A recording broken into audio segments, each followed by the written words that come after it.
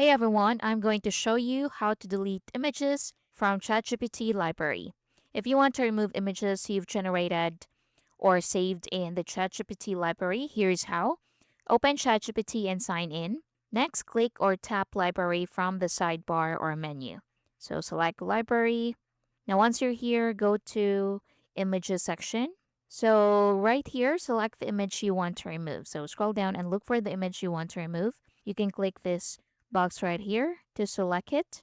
Now at the top, you'll see the delete button or option. So click on that, then click delete to confirm the action. So again, click images, then select the image you want to remove and click delete at the top. So this file will be moved to recently deleted and deleted permanently after 30 days. So click delete to confirm the action.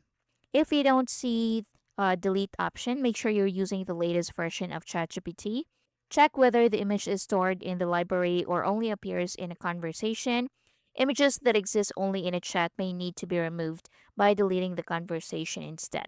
You can also click the three dots right here beside it, then choose delete, then confirm it, and that image will be deleted. And that's basically it, super simple. Now, if you want to see recently deleted images, you can click this three lines right here, then select recently deleted.